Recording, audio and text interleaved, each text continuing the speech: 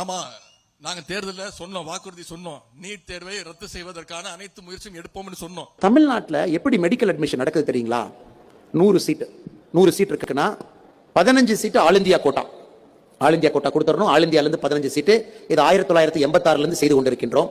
மிச்சம் 85 சீட்டு. 100ல 15 போச்சுன்னா 85.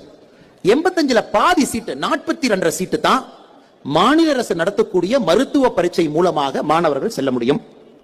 மிச்ச பாதி சீட்டு 42 சீட்டு 42% தனியார் கல்லூரிகள் நடத்தக்கூடிய என்ட்ரன்ஸ் மூலமா அவங்களுக்கு. தமிழ்நாடு மட்டும்தான் ஒரே மாநிலம் இருக்கிற சீட்டை 2ஆ பிரிச்சு பாதி பேர் தான் அரசு மருத்துவமனை, பாதி பேர் தான் தனியார் மருத்துவமனை இவங்களே போட்டாங்க திமுக ஆட்சியில்.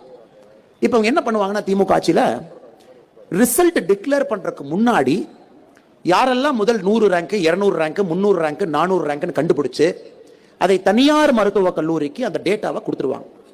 தனியார் மருத்துவக் கல்லூரி என்ன பண்ணுவான், யாருக்கெல்லாம் அரசு மருத்துவமனையில் சீட்டு கிடைக்குமோ, மருத்துவக் கல்லூரியில் சீட்டு கிடைக்குமோ அவர்களை அழைத்து தனியார் மருத்துவக் கல்லூரியில் சீட்டை கொடுத்து வச்சிருவான்.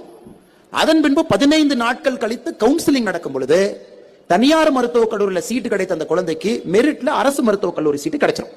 அப்ப இந்த குழந்தை ரிசர்வ் பண்ண சீட்டை வேண்டான்னு சொல்லிடும். அந்த சீட்டை கவுன்சிலிங் முடிச்சதுக்கு அப்புறம் மேனேஜ்மெண்ட் கோட்டால தனியார் மருத்துவக் கல்லூரி விற்றுக்கொள்ளும். இதுதான் சீக்ரெட். இது ஏன் செய்யறாங்கன்னா, தமிழ்நாட்டில் இருக்கக்கூடிய தனியார் மருத்துவக் கல்லூரியில பாதி தனியார் மருத்துவக் கல்லூரி நேரடியாக திமுகவுடைய எம்பிக்களோ, எம்எல்ஏக்களோ, மாவட்ட செயலாளர்களோ அவர்களுடைய பெயரில், மனைவியினுடைய பெயர்ல இருக்கு. நேரடியாக, நான் பினாமிலாம் சொல்லவே இல்லை, பாதிக்கு பாதி.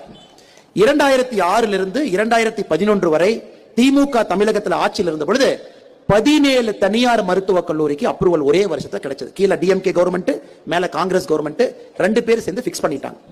இப்ப 2016 நீட் வந்த பின்பு 100 சீட் இருக்குன்னா 15 சீட் அதே மாதிரி ஆல் இந்தியா கோட்டா. இப்ப 85 பேரும் நீட் மூலமாகத்தான் செல்ல முடியும். இதுதான் கேமேங்க. இதுல எந்த குழப்பம் இல்லை. இது மட்டும்தான் இதுல குழப்பம். இப்ப 85 பேர் ஒரே பரீட்சைங்க போது திமுக காரனுக்கு பிரச்சனை. நீட் ரேங்க் இவங்க கையில இல்ல. நீட் ரேங்க் லீக் பண்ண முடியாது. அது ஆல் இந்தியா நீட் டெஸ்டிங் சிஸ்டம்ல அந்த ரேங்க் இருக்கு. அந்த நீட் ரேங்க் ரிலீஸ் ஆன அன்றைக்கு தான் தமிழ்நாட்டினுடைய மருத்துவக் கல்லூரி அமைச்சருக்கே தெரியும், ஓ இதான் ரேங்கா, தமிழ்நாட்டில் கணிக்கா தான் ஃபர்ஸ்ட் ரேங்கா, செகண்ட் ரேங்கா. சோ இங்க மாத்தியாச்சு சிஸ்டத்தை. ரேங்க் வந்ததுக்கு அப்புறம் தான் தனியார் கல்லூரிக்கே தெரியும் யார் நம்ம கிட்ட வருவாங்க, யார் நம்ம கிட்ட வரமாட்டாங்க.